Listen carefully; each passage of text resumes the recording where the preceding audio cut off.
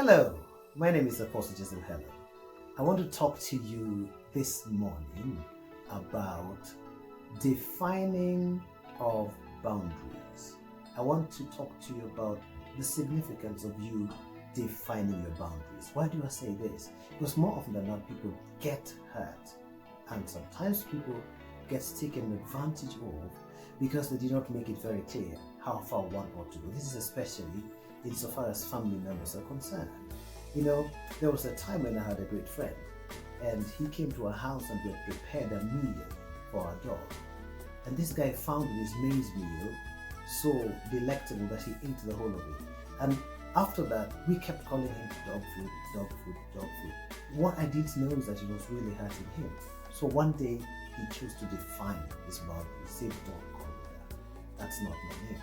And that's when I realized, oh my goodness, we have been hurting our dear friend consistently for a long time. And of course, we profusely apologized and began to call him by his proper name.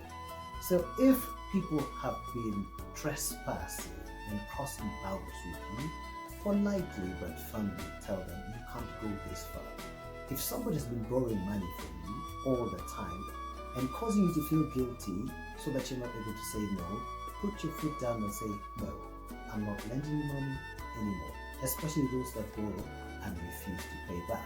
If somebody keeps coming to your house unannounced and they ask to be treated in a certain particular way, to the extent that your family members start feeling somewhat trespassed or start feeling uncomfortable, just tell them, "Look, next time you want to come to see us, please tell me in advance so that I can prepare for you." And if it's got to do with relationships, somebody's bothering you, they want to have a relationship with you, but you're not interested, just tell them, "Look, I'm not interested in having a relationship with you." And feel free to block people. That's one of the options. It is your bounds. Establish those bounds and ensure that those bounds are respected even by your family members. If you are a church member and your minister calls you, during moments when you feel you should be spending time with your family and you seem not to be having your own personal life, why not just politely say to the man of God or the woman of God and say, "Look, from this time to that time, please don't call me," or "From this time to that time, I'm not available for ministry because it's my family time or it's my time to do work." I know a case where a certain lady nearly lost her job because the man of God in her life kept calling her out of work to go and do ministry, and she nearly lost her job. In such a case, you simply say, "These are my employment times. I need to be at work from 8 a.m. to 5 in the evening. And if you have extra time after that, then you can go for ministry." But the most important thing is this: define your boundaries and make them plain. After that, make sure you defend your boundary so that people don't walk in and out of your life in a way that leaves you feeling uncomfortable or even feeling pain. Okay, so please remember that your boundary is your responsibility. Nobody's going to see that you're getting hurt. No one is going to see that you are uncomfortable unless you say so. So make sure your boundaries are very, very clear. If not, you'll find yourself developing resentment and bitterness towards people who actually didn't even know that they are trespassing you or going beyond the bound. Make your bounds clear. Teach your children the same thing. Teach them that their lives is not a place where people just walk in and walk out. There is respect, there is honor, and there's territory.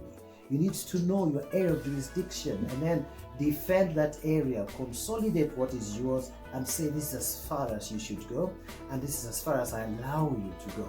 You'll find yourself more and more at peace. If you've been bullied, for example, that is trespass on boundary. Tell whoever is bullying you to stop it forthwith. And in some cases, it's actually okay to take legal action if somebody keeps encroaching into your space or into your boundary in a way that is illegal. Okay, some people need to be restrained, by government. You've got to, even though you're a Christian, you've got to establish very clear directives when it comes to boundaries. I know so many people think, "Oh, God has called us to be loving, God has called us to be caring, we need to embrace everybody," but not at the expense of your personal peace and the comfort of your family and those that you really ought to have complete responsibility over. All right, until next time, bye-bye.